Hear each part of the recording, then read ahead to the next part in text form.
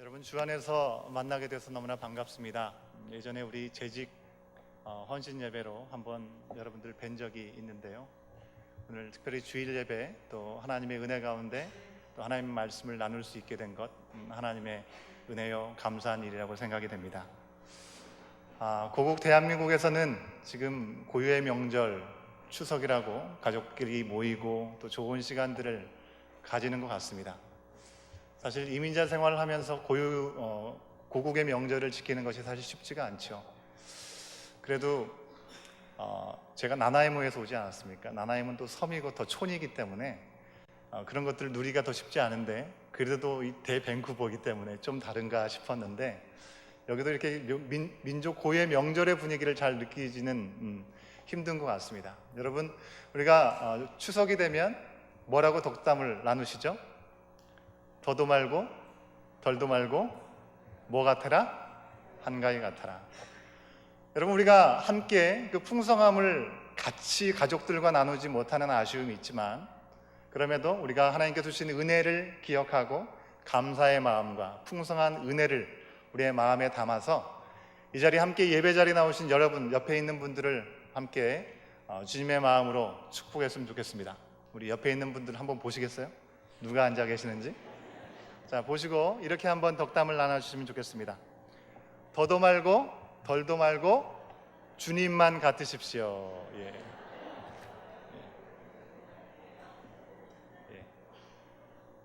이거 이상의 덕담이 없지 않습니까? 우리 예수님만 같다면 우리 가운데 무엇가 부족할 수 있겠습니까? 캐나다의 응급 전문 의사로 라디오의 방송을 진행하면서 The Night Shift라고 하는 책을 비롯해서 3권의 책을 저술한 브라이언 골드만이라는 분이 계십니다. 이분이 미국과 전 세계적으로 강연으로 유명한 테드, 아마 여러분도 접해보신 분들이 계시지 않을까 생각이 되는데요. 테크놀로지, 엔터테인먼트, 디자인, 이 세 단어를 이렇게 해서 테드라고 하는 그 강연에 나와서 자신의 이야기를 바탕으로 의사도 실수할 수 있다라는 이야기를 풀어놓았습니다. 그는 야구의 이야기로 자신의 강연을 시작하게 되었는데요. 전 세계에서 가장 내노라고 하는 야구를 잘하는 사람들이 모여있는 곳, 메이저리그라고 할 수 있겠죠. 메이저리그에서 활동하는 선수들, 거기에 있는 것 자체만으로도 대단하다고들 얘기를 하는데, 이 메이저리그의 타자들 가운데 3할 때 이 타율을 가지고 있는 타자들이야말로 대단한 타자들, 올스타에 뽑힐 만한 사람들이다라고 이야기들을 합니다. 즉 10번의 기회가 주어졌을 때 3번의 안타를 쳐서 성공하는 것이 바로 3할 때 타율을 가지고 있는 선수들이라고 얘기를 할 수 있는 것이죠. 그런데 10번의 기회 가운데 4번의 안타로 성공을 하는 사람들은 그냥 좋은 선수 정도가 아니라 이 레전드급, 쉽게 말하면 이 전설이 될 만한 이름으로 추앙을 받는다고 하는 것입니다. 그런 내용을 이 브라이언 골드만은 강연에서 이야기를 합니다. 여러분, 우리가 알고 있는 것처럼 메이저리그 선수라고 한다면 세계에서 가장 뛰어난 선수임을 우리가 부인할 수 없습니다. 그런데 그들도 10번의 기회가 주어졌을 때 10번을 다 성공하지 못한다는 것입니다. 그들이 하는 일이 무엇입니까? 밥 먹고 운동하고 훈련하는 것, 야구하는 것이 전부입니다. 그럼에도 불구하고 가장 뛰어난 사람들도 10번 가운데 4번만 성공할지라도 레전드급이라고 인정을 받는다고 그는 얘기합니다. 그렇다면 과연 의사들의 수술 또 치료의 성공률은 어느 정도 될 것 같습니까? 라는 질문을 그는 강연에서 던졌습니다. 여러분, 우리는 무엇라고 대답할 수 있을까요? 우리는 당연히 의사들에게는 10번 가운데 10번 성공해야 되지 않을까라는 그런 기대를 갖게 되죠. 사람을 다루는 것은 게임이나 장난이 아니고 생명과 연관되어 있기 때문에 그렇습니다. 우리의 바람대로 의사들이 10번 중에 10번의 성공을 거둔다면 얼마나 좋겠습니까? 하지만 현실은 그렇지 않다라고 이 골드만은 강연에서 얘기를 합니다. 자신의 실수를 일부러 언급하면서 자신의 잘못으로 인해서 환자가 죽게 된 일들을 끄집어내서 이야기하면서 자신의 말을 증언하기까지 합니다. 여러분, 테드라는 강연은 세계적으로 보는 그런 강연이죠. 자신의 수치스러운 이야기를 드러낸다는 것 결코 쉬운 일이 아닐 것입니다. 어떻게 보면 치명적인 이미지를 가질 수 있는 상황이 되는 것이죠. 하지만 그는 의사도 실수할 수 있다는 것을 그의 강연에서 끊임없이 이야기를 합니다. 여러분, 실수가 자랑이라고 할 수 없죠, 그죠? 실수가 결코 자랑이 될 수 없습니다. 하지만 마치 의사는 실수를 하지 않는 것처럼 말을 하고 실수와 실패를 덮어버리는 그런 시스템은 더더욱 위험하다는 얘기를 하고 싶었던 것 같습니다. 실수를 했으면 실수를 했다라고 인정을 하고 공개적으로 말할 수 있는 분위기가 돼야지 자기 자신도 다른 의사들도 그런 똑같은 실수를 범하지 않을 것이기 때문에 그렇죠. 여러분, 내가 다 경험하지 못했을지라도 실수에 대한 기억을 공유하게 되면 수술을 하든지 치료를 할 때 똑같은 실수를 범하지 않는 것, 우리들도 다 이해하는 바입니다. 그의 강연을 듣는 내내 뭔가 어려움 가운데 회복이 되고 반전의 이야기를 듣지 못했고요.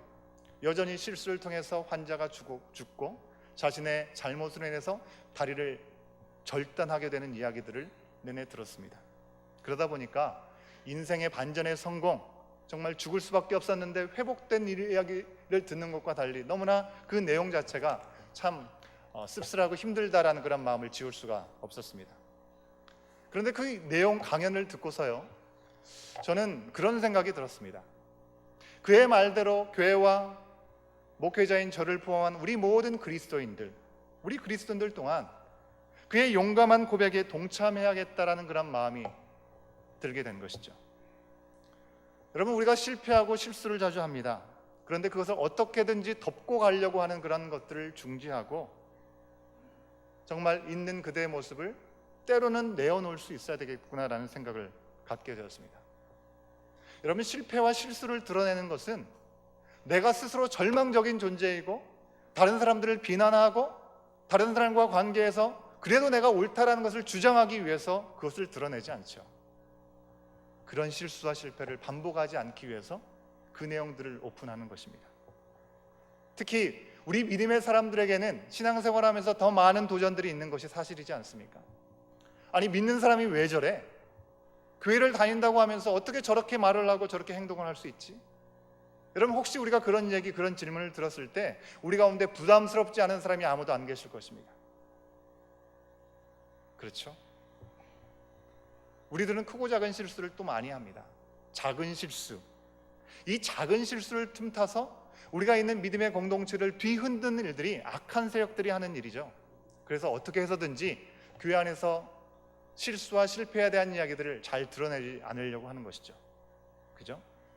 정말 어려운 부분입니다. 그래서 지혜로울 수 있어야 되는 것이죠. 하지만 분명한 것은 그래도 우리는 어쩔 수 없이 실패와 실수할 수밖에 없는 존재라는 사실을 인정할 수 있어야 된다고 하는 것입니다. 우리의 무능함만을 드러내고 실수투성이고 또 그런 삶으로부터 포기하기 위해서가 아니고 정말 우리 스스로에 있는 모습들을 우리가 스스로가 자각함으로 말미암아 나에게는 소망이 없고 실망덩어리이고 트러블 메이커일 수밖에 없고 내게는 소망이 없지만 그런 나를 위해서 하나님께서는 있는 모습 그대로 받아주시고 구원의 길을 물리치지 아니하시고 예수 그리스도를 이 땅에 보내주심으로 말미암아 구원의 문을 활짝 열어주셔서 실수와 실패의 반복인 연속인 우리의 삶일지라도 다시금 일어나서 나아갈 수 있는 기회를 우리 주님께서 주시기에 우리 가운데 있는 연약함을 솔직히 고백할 수 있어야 된다고 하는 것입니다. 오늘 말씀은 사사기의 말씀입니다. 하나님께서 사사기의 말씀을 우리 가운데 주시는 이유는요, 단순히 이스라엘 민족의 수치스러운 그런 역사를 우리 가운데 보여주기 위함이 아니라는 것입니다. 요즘 말로 하면 이스라엘의 흑역사가 바로 사사기에 해당되는 내용이라고 할 수 있습니다. 하나님은 그들에게 모든 것을 다 허락하시고 은혜를 베푸셨습니다. 그런데 그들은 괘씸하게 하나님께 등을 돌리고 내 편한 대로 살겠다라고 한 것이죠. 그것을 낱낱이 드러내서 부끄럽게 하시고 망신스럽게 하시려는 것이 과연 하나님의 의도이셨을까요? 그렇지가 않습니다. 역사 속에서 반복되는 실패 또 실수, 그 가운데서 우리들이 어떤 존재인지를 분명히 다시금 돌아볼 수 있도록 하나님은 사사기의 말씀을 통해서 오늘날에도 우리에게 동일한 말씀을 주고 계시는 것이죠. 우리 자신을 돌아보는 가운데 우리에게는 힘이 없고 우리 가운데는 답이 없기 때문에 우리에게 손길을 내밀어 주시고 도움과 은혜를 베푸시는 그 하나님을 바라보고 그 하나님께 돌아오라고 말씀하여 주시는 것입니다. 그래서 이스라엘에게는 부끄러울 수밖에 없는 흑 역사를 굳이 오늘을 살아가는 우리들에게까지 말씀으로 보게 하시고 듣게 하시는 것이죠. 이런 사사기에는요, 사사가 12명 정도 등장합니다. 사사는 재판관이라는 의미를 가지고 있습니다. 그리고 그 당시에 필요한 사람들에게 구원자로서의 역할을 감당한 자들이 바로 사사들이었습니다. 오늘 말씀 7절부터 11절까지의 말씀을 보면요, 사사기 전반에 흐르고 있는 실패에 대한 실패로 인해서 반복해서 나타나는 하나의 패턴을 우리는 분명하게 발견할 수가 있습니다. 그 패턴은 이렇습니다. 먼저 하나님을 등지고 죄를 짓습니다. 죄악 가운데 거한 그들 하나님께서 진노하셔서 이방인의 손에 넘겨주십니다. 압제를 당하게 하시고 곤란을 당하게 하십니다. 더 이상 참을 수 없게 되었을 때 하나님을 붙잡고 하나님을 바라보고 회개하여 하나님의 도움을 구합니다. 그랬을 때 하나님은 주저하지 아니하시고 그들을 구원할 사사를 세워 주시는 것이죠. 하나님의 영으로 붙잡힌 바 된 그를 통해서 하나님은 그들의 억압된 상황으로부터 자유케 하십니다. 구원해 주시는 것이죠. 참고로 말씀에 나타나는 사사들은요, 탁월한 영성을 가지고 있던 사람들이 결코 아니었습니다. 그들에게 탁월한 믿음이나 탁월한 용기가 보이지도 않습니다. 영웅적인 인물들이 아니라고 하는 것입니다. 그런 그들을 통해서 일하시는 이유는 하나님이 허락하시는 구원은 그 사람을 통해서가 아니라 그 사람을 부르시고 세우신 하나님을 통해서 가능하다는 사실들을 분명하게 보여주기 위함인 것이죠. 말씀은 그 내용을 그대로 증거하고 있는 것입니다. 이렇게 죄악과 징계와 회개와 구원, 그리고 하나님의 놀라운 은혜 가운데 평화를 누리는 일들이 무려 12번 반복해서 말씀은 우리 가운데 소개해주고 있습니다. 오늘 말씀은요, 첫 번째 사사죠. 이 온니엘의 이야기를 우리 가운데 보여주고 있습니다. 그 시대의 이야기, 아주 무겁게 시작하고 있습니다.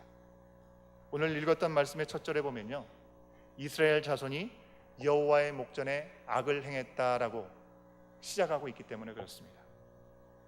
앞선 말씀에서 하나님의 명령이 온전히 순종하지 않았기 때문에 하나님은 이 이스라엘 백성들 가운데 이방 백성들을 남겨두셨습니다. 그들을 통해서 이스라엘 백성들을 시험하기 원하셨던 것이죠. 하지만 하나님께서 그들을 남겨주신 이유를 그들은 조금도 생각하지 않고 그저 현실에 안주하고 보기에 좋은 대로, 내 마음에 편한 대로 그 이방인들과 함께 통혼하고 그들이 믿는 신에게 나가서 우상 숭배를 했다고 하는 것입니다. 그 결과로 그들은 출애굽의 40년의 여정 동안 그들을 지키시고 보호하시고 약속의 땅까지 이끌어 주셨던 그 하나님을 완전히 잊어버리고 6절 말씀에 있는 대로 그들의 신을 섬겼습니다. 우상 숭배를 했다는 말씀입니다. 여기서 섬겼다라고 하는 말씀은요, 그냥 우리가 쉽게 표현하는 것처럼 절했다, 그 정도의 의미가 아닙니다. 그들은 자신의 모든 재물과 자신의 영과 몸을 다 바쳐서 우상에게 나아갔다는 것을 말씀하고 있는 것입니다.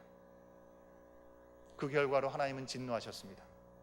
그리고 구산 리사다임의 손에 택하신 이스라엘 백성들을 파셨다고 성경은 기록합니다. 소유권을 그들에게 넘겨주셨다고 하는 것입니다.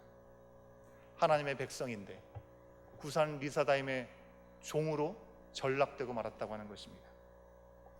사람들과 적당히 타협하고 어울려 살았던 이 이스라엘 백성들, 하나님의 백성이 아니라 이제는 사람이 종이 되어버린 것입니다.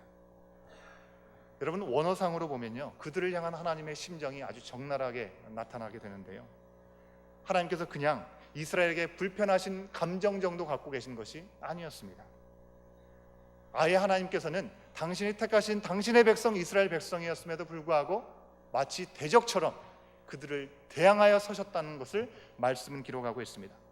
여러분, 우리의 말씀, 오늘 우리가 읽었던 말씀에는 번역에는 그렇게 나타나지 않습니다. 하지만 8절 말씀에서 이스라엘에게 진노하셨다라고 말씀하고 있는데요, 이 이스라엘에게라고 했을 때 이 에게라는 그 표현 자체가 히브리어에서는 영어의 against라는 말과 똑같은 표현으로 표현되고 있습니다. 무슨 얘기입니까? 하나님께 등졌을 때 하나님께서 그들을 대적과 같이 여기면서 무서운 진노를 바라시고 심판의 심각성을 그들에게 보이셨다는 말씀을 히브리서 성경에서는 기록하고 있는 것이죠. 성경은 구산 리사다임을 메소포타미아 왕이라고 소개하고 있습니다. 여러분, 메소포타미아 우리 가운데 낯설지 않은 지명이죠. 아마 여러분 아시는 대로 티그리스강, 유브라데스강 있던 비옥한 초승달 지역의 문명의 발생지를 생각하실지 모르겠습니다. 하지만 그곳이 아니고요, 가나안 땅의 북부 지역을 의미하는 것입니다. 가나안 땅의 북부 지역을 다스리면서 이스라엘을 괴롭혔던, 압제했던 구산 리사다임, 이로부터 구원하시기 위해서 하나님께서 세우신 사람은 온니엘이었습니다. 그런데 사사기 1장 말씀에 보면 갈렙의 조카인 이 온니엘은요, 당시에 유다의 남쪽 지역 드빌이라는 곳을 정복했던 사람이었고, 이 유다의 남쪽 지역을 정착해서 살고 있었던 사람이라는 것입니다. 다시 말씀드리면 이 메소포타미아라는 지역과 이 온니엘이 살았던 지역은 북쪽과 남쪽으로 아주 먼 곳이었다고 하는 것입니다. 가나안은 정복을 허락받고 그 길을 인도함을 받았던 이스라엘이었는데, 그들이 하나님을 향해서 온전히 나가지 못하고 등지게 되었을 때 그들은 이방신을 섬기는 가운데 엉뚱한 민족, 엉뚱한 왕에게 가나안의 남쪽부터 북쪽까지 압제를 당할 수밖에 없는 상황이 되었음을 우리는 돌아보게 되는 것이죠. 그들로 인해서 8년이라는 긴 시간 동안 고통을 감내해야만 했습니다. 이 일에 하나님의 허용하신 손길 가운데 시험의 도구가 된 사람이 구산 리사다임인데요, 이 구산 리사다임의 이름 자체가 아주 사약한 의미를 내포하고 있습니다. 구산 리사다임이라는 그 이름에 리사라는 말이 죄라는 의미를 가지고 있습니다. 그런데 리사다임이라는 말은 죄의 복수형을 의미하고 있는 것입니다. 아주 사악함이 다른 사람들보다 갑절이나 있는 그것이 내포되고 있는 것이 바로 구산 리사다임이라는 이름 자체에 포함되어 있다고 하는 것이죠.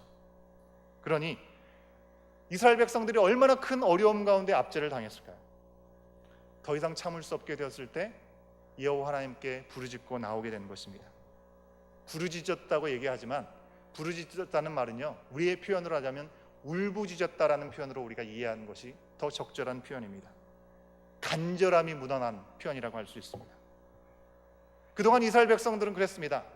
뭐 인생 뭐 있어, 좋은 거 아니겠어, 그런 마음으로 자신의 하나님을 등지고 당장 내 앞에 있는 유익과 만족을 위해서 이방신 앞에 제물을 드리고 자신의 몸과 마음과 영혼을 다 바쳤습니다. 하나님의 이 율법과 명령에 따라서 씨름하면서 사는 것보다는 그저 자신의 욕구대로, 자신의 바람에 따라 적당히 종교적인 만족을 누리며 살았다고 하는 것입니다. 그런 가운데 어려움이 찾아왔을 때 하나님이 없는 그들 가운데는 어떤 것도 답이 될 수 없음을 그제서야 깨닫게 되었다는 것이죠. 잠깐의 안위를 위해서 판단착오의 결과가 어마무시한 결과로 임하게 되었음을 그들은 삶의 현장 속에서 깨달을 수밖에 없었습니다. 그런데 여러분, 이제서야 깨닫고 돌아온 이스라엘 백성을 향해서 하나님은 어떻게 반응하셨는지를 우리는 분명히 기억할 수 있어야 되는 것이죠. 하나님 보시기에 얼마나 어리석고 얄밉겠습니까? 그런데 하나님은 그들에게 거절하지 않으셨습니다. 그들의 도움의 손길에, 요구하는 손길에 물리치지 않으셨습니다. 더 이상 그들을 대적처럼 다루지 않으셨다고 하는 것입니다. 8년 동안 너희들 배신했지? 그래? 그러면 그에 준하는 시간 동안 한번 너희들도 한번 인내의 시간을 가져봐라. 하나님은 그러시지 않으셨습니다. 하나님은 그들이 부르짖고 하나님의 도움을 요청하는 그 순간 즉시로 그들을 구원할 수 있는 사사 온니엘을 세워주셨다고 하는 것입니다. 어떻게 알 수 있냐고요? 그들이 요청했을 때 하나님께서 즉각적으로 반응했는지 우리가 어떻게 알 수 있습니까? 번역되어 있는 우리의 성경 말씀에서는요, 그 내용을 잘 발견할 수가 없습니다. 근데 이 역시 마찬가지로 히브리어의 이 문법을 보면 이 시차가 바로 연결되어 있다는 사실들을 확인할 수가 있습니다. 이 사건 앞에 와우 연속법이라는 문법을 사용하고 있는데요, 앞의 사건과 뒤의 사건이 같이 이어지고 있다는 것을 표현하는 문법이라는 것이죠.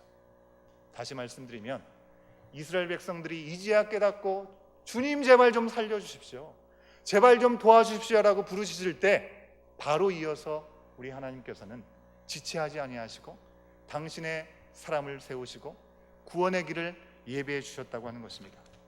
그 사람이 바로 온니엘이라고 하는 것이죠.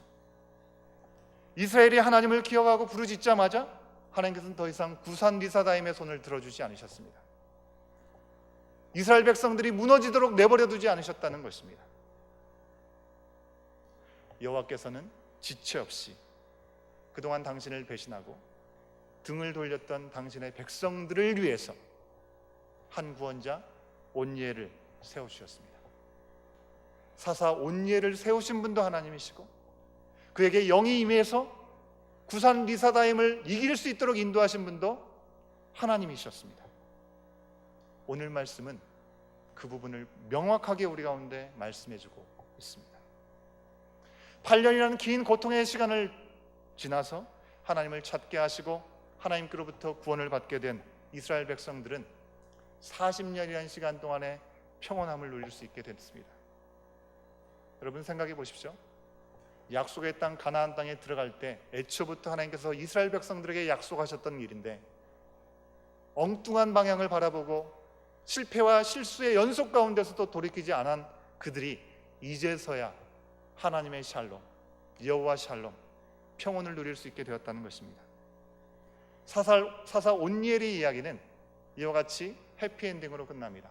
처음의 시작은 참 무거운 마음이었지만 마지막은 하나님 앞에 돌아온 은혜가 그들 가운데 임했기에 참으로 감사한 내용이 아닐 수 없습니다.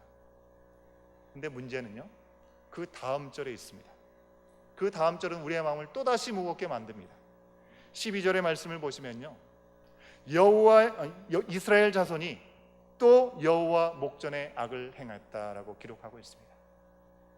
그토록 철저하게 경험을 했다고 한다면 이제는 다시금 어리석은 자리에 돌아가선 되지 않지 않겠습니까? 그런데 또 여호와 앞에 목전에 악을 행했습니다. 이스라엘의 흑역사가 반복되는 것이죠. 또다시 이스라엘은 하나님을 잇는 영적인 망각에 빠져버렸습니다. 사사기의 역사는요, 계속해서 이곳저곳에서 이 흑역사가, 실패와 실수가 계속해서 반복되는 이야기를 담아내고 있는 것입니다. 여러분, 이 자리에서 우리가 한번 질문을 던져볼 필요가 있습니다. 그렇다면 왜 우리가 그냥 듣기에도 별로 좋지 않은 이런 이야기들을, 이 흑역사의 내용을 성경은 굳이 우리 가운데 너무나 자세하게 반복적으로 읽도록 이렇게 기록하였을까? 질문해 볼 필요가 있지 않겠습니까? 그저 대표적으로 온니엘의 경우만 이야기를 하더라도 하나님 앞에 죄악을 짓고 압제를 당한 가운데 회개하고 돌아오게 되면 구원하시고 샬롬을 허락하신다는, 필요할 때마다 하나님의 사사를 세우셨다라고만 얘기를 해도 아마 한 두세 줄 정도로 요약해도 우리가 충분히 이해할 수 있을 것 같은데, 왜 하나님께서는 굳이 20장에 걸쳐서 사사기 전반에 나타난 그들의 실수와 실패를 반복을 그대로 보여주시면서까지 우리 가운데 이 말씀을 접하게 하시냐고 하는 것입니다. 여러분, 우리가 아무리 의지가 강해도요, 우리가 결단하고 결심을 하고 계획을 아무리 잘 세워도 그 일들을 우리가 온전히 감당하지 못하는 것이 솔직한 우리들의 모습 아니겠습니까? 실수와 실패를 반복하는 바로 이들의 모습은 오늘을 살아가는 바로 나의 모습이요, 우리의 모습임을 돌아보게 하는 것입니다. 듣고 보기에 참으로 쉽지 않은 내용이지만 끊임없이 실패하는 이야기를 통해서 우리 가운데 주시는 하나님의 메시지는 우리 자신의 모습을 끊임없이 돌아보게 하시는 하나님의 뜻이 있는 것이죠. 그렇다면 이 반복된 실수와 실패와 범죄를 통해서 우리가 반드시 잊지 말고 기억해야 될 것이 있다면 그것은 무엇일까요? 첫 번째로는요, 하나님을 잊고서 우리 스스로에게는 선한 것이 아무것도 없다라는 것을, 우리 가운데는 선한 것이 없는 존재라는 것을 우리는 분명히 기억할 수 있어야 됩니다. 각각 소견에 오른 대로 살은 것이 사사의 대표적인 표현입니다. 사람의 생각이 옳은 대로 살은 그 결과는 실수투성이 그리고 실패의 역사로 점철되어 있는 내용뿐이라는 것을 우리는 기억할 수 있어야 되는 것이죠. 여러분, 우리가 아무리 지혜를 다 동원해서 선택을 할지라도 그것이 얼마나 절망적일 수밖에 없는지 실패의 역사는 우리 가운데 고스란히 우리 가운데 전달해주고 있는 것입니다. 그러기에 여러분, 나 스스로를 너무 과신하지 말아야 되고요, 더불어서 다른 사람에 대해서도 너무나 지나친 기대를 해서는 안 되겠습니다. 예수님과 3년 동안 동거동락했던 제자들을 우리 한번 생각해 볼까요? 그들이야말로 대단한 인물들 아니겠습니까? 자신이 살아가던 삶의 모든 현장을 다 내어 던지고 예수님과 함께 하겠다라고 집과 가정들을 다 내팽개치고 예수님을 따랐던 사람들이었습니다. 얼마나 많은 하나님 예수 그리스도의 놀라운 역사에 동참한 사람들입니까? 그런데 그들이 한결같은 모습으로 예수 그리스도의 뜻을 온전히 담아내었느냐? 그런데 그러지는 않았던 것 같습니다. 제자들이 예수님과 함께 동거동락했지만 어느 순간인가 자신이 높아지기를 원하는 마음, 하나님의 놀라운 능력과 역사를 조금 더 맛보고 싶은 그런 마음, 자신들의 기대에 맞춰서, 자신들의 기준에 맞춰서 회복되기를 원하고 개혁되기를 원하는 마음이 그들 가운데 있었기에 예수님께서 십자가를 지고 나가신 그 순간에 그들은 한 명도 빠짐없이 예수님 곁에 있지 않았습니다. 다 뿔뿔이 흩어졌습니다. 얼핏 보면 그들의 동기가 선한 것 같습니다. 하지만 자세히 들여다보면 지극히 자기중심적인 이유들로 그들은 예수님 옆에 있었음을 우리는 돌아보게 되죠. 하나님이 아무리 큰 기적을 베푸시고 능력으로 이끌어 인도하시는 시간이 있었을지라도 계속해서 그분 안에 거하지 않으면요, 다시 말해서 하나님의 임재를 우리가 구합니다. 하나님의 은혜가 이 시간 우리 가운데 임한 줄로 믿습니다. 그런데 그 하나님의 임재가 과거형으로 우리 가운데 멈춰 있다고 한다면 더 이상 우리 가운데는 선한 역사가 이루어질 수 없는 것이죠. 이스라엘 백성들, 하나님의 군사회요 하나님의 백성들로서 40년 훈련받았지만 그것은 과거의 역사였을 뿐이고 지금 그들은 하나님 편에 서지 못하고 그저 우상 숭배하는 자리에 있었기에 그들 가운데는 선한 일들이 나타날 수 없었던 것이죠.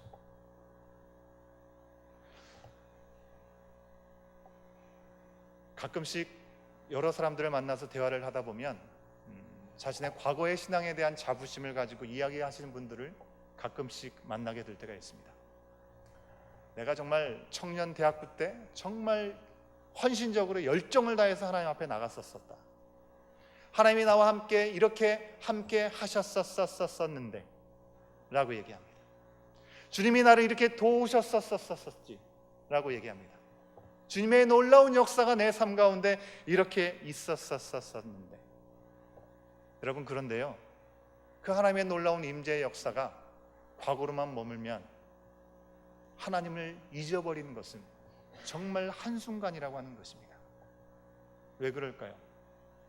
우리는 우리 안에 끊임없이 내 자신이 드러나고 내 자신이 주장하고 싶은 마음을 가지고 있는 사람들입니다. 우리만 그렇습니까? 세상은 또 어떻습니까? 세상은 내가 생각하는 대로 하는 것이 옳은 일이다, 그것이 중요한 일이라고 우리 가운데 가치관으로 던져줍니다. 내 자신이 내 자신을 주장하려고 하고 세상의 가치관이 급속도로 내 자신 안에서 자라서 나를 채우려고 하는 일들이 있기 때문에 하나님을 쉽게 잊을 수밖에 없다는 것입니다. 여러분, 공동체는 어떻습니까?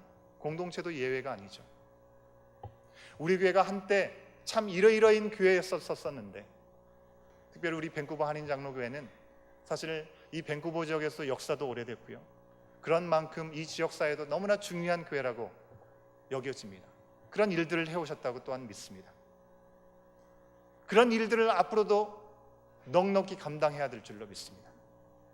그런데 과거에 해오던 대로 우리 교회가 이랬었었지, 그냥 그것에 만족하고 지금 이 순간에 하나님께서 우리 교회를 통해서 말씀하신 하나님의 음성을 소홀히 한다면 선한 역사는 우리가 과거에 어떤 모습을 가지고 있었든지 상관하지 않고 더 이상 나타나지 않을 수도 있다는 것입니다. 우리가 과거에 어떤 인물이었든지 우리 교회가 어떤 교회였든지 상관하지 않고 내 안에 예수 그리스도가 계시고 우리 교회 가운데 예수 그리스도께서 중심에 계신다고 한다면 지금도 점점 더 완악해지고 어두워가진 이 세상의 한복판에서 하나님의 사용하시는 사람으로, 교회로 쓰임받고 사용되어질 수 있는 줄로 믿습니다. 여러분, 우리가 이 실패와 실수의 역사 가운데 반드시 기억해야 될 두 번째는요, 그처럼 소망이 없는 우리들이 실패 가운데 하나님 앞에 돌아오고 하나님께 부르짖으면 하나님은 들으시고 지체하지 않고 구원의 일들을 허락하신다고 하는 사실입니다. 사사시대에는 사사들을 예비해 주셨습니다. 그러면 우리에게는 어떻습니까? 우리에게는 누구를 주신 것입니까? 예수 그리스도. 예수를 그리스도로 고백하고 나의 유일한 구원자가 되시며 생명의 주인 되심을 믿음으로 고백하는 자들에게는 구원의 문이 누구 한 사람에게만이 아니라 고백하는 자들에게마다 하나님은 열어주신 줄로 믿습니다. 그러기에 여러분, 우리가 실패할 수도 있습니다. 실수할 수 있습니다. 그것을 덮어놓을 것이 아니라 있는 모습 그대로 실수를 시인하고 실패를 인정할 수 있어야 됩니다. 왜요? 내 연약한 모습 그대로를 주님 앞에 내어놓을 때 정말 예수님이 아니고서는 그 어떤 것도 불가능하구나 우리가 깨닫고 그 주님 앞에 나갈 수 있기 때문에 그렇습니다. 실패를 인정하지 않으려고 끝까지 내 자신을 주장하고 나를 앞세우고 나를 의지하고 애쓰는 일, 그런 일들이 우리 가운데 아직까지 남아있다면 그런 일들은 멈추고 주님을 바라보고 주님을 부르짖어야 하는 것이죠. 우리는 모두 실수합니다. 너무나 자주 실패합니다. 때로는 하나님을 잊어버리고 하나님을 멸시하기까지 할지도 모르겠습니다. 형편없이 보잘것없는 인생들이 우리들 아니겠습니까? 하지만 실패하지 않은 척할 필요 없습니다. 실수했다고 포기해서도 안 되겠습니다. 스스로 용서하지 못하고 인내하지 못함으로 다른 사람들과 담을 쌓을 필요도 없습니다. 실수했으면 실수했다, 실패했으면 실패했다고 말하십시다. 변명하고 핑계대지 말고요, 이스라엘이 했던 것처럼 우리 또한 하나님 앞에 고백할 수 있어야 됩니다. 주님, 제가 또 실패했습니다. 또 제가 실수했습니다. 또 엉망이 됐네요. 주님, 제가 또 망쳤습니다. 사랑하는 여러분, 내 자신이 실패자임을 고백하게 되면 거기에서 모든 것이 끝나고 포기되는 것이 아니고 거기에서부터 우리 주님은 일하시는 줄로 믿습니다.